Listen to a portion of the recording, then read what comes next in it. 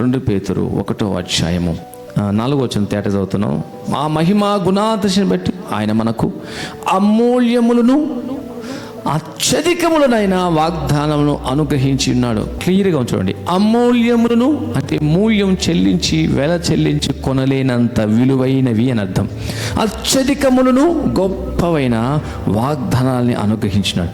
దురాశను అనుసరించడం వలన లోకమందున భ్రష్టత్వమును ఈ వాగ్దానం మూలముగా మీరు తప్పించుకుని దేవ స్వభావనందు పాలివారగినట్లు వాటిని అనుగ్రహించెను. ఆమేన్. దేవుడు తన వాగ్దానం ఎందుకు ఇచ్చాడు తెలుసా? దురాశను తప్పించుకోవడానికి, లోక భ్రష్టత్వాన్ని తప్పించుకోవడానికి, పాప స్వభావాన్ని తప్పించుకోవడానికి, సాతాను వాడి దాడులను తప్పించుకోవడానికి దేవుడు తన శక్తిని, వాగ్దానాన్ని మనకి ఇచ్చి ఉన్నాడు.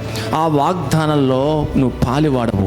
ఆ వాగ్దానాన్ని విశ్వసించి ప్రార్థించినప్పుడు క్రమక్రమంగా దేవుని స్వభావం నీలో పనిచేస్తుంది. క్రమక్రమంగా పాపం నిన్ను విడిచిపెట్టి వెళ్ళిపోతుంది. క్రమక్రమంగా దేవుని ఆత్మ నేను చక్కగా నడిపిస్తుంది. అందుకని ఏ ఒక్క వాగ్దానాన్ని విడిచిపెట్టవద్దు.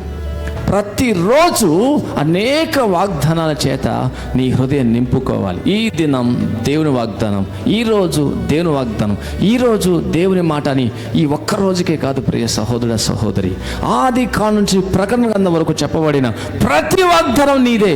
ప్రతి వాగ్దానం మీద చేయిబెట్టి యేసయ్యా నువ్వు ఈ మాట చెప్పావు కదా, ఈ మాట ప్రకారం చెయ్యండి ప్రభువా అని అడిగే హక్కు నీకుంది. ఎందుకంటే నువ్వు దేవుని బిడ్డవు. క్రీస్తుని రక్షకునిగా, నీ ప్రభువుగా, నీ సొంత రక్షకునిగా, దేవుడిగా అంగీకరించావు కాబట్టి, ఆయన నీ కొరకే మరణించి సమాధి చేయబడి తిరిగి 3వ దినమున లేచను నమ్మావు కాబట్టి నువ్వు దేవుని బిడ్డవు. దేవుని ఐశ్వర్యం, దేవుని సంపద, దేవుని కలిగినదంతా అనుభవించడానికి నువ్వు వారసుడవు. కాబట్టి ఏదో ఒక వాగ్దానం చూసి సంబరపడిపోవడం కాదు, సంతోషించడం కాదు. ప్రతి వాగ్దానము నీదే.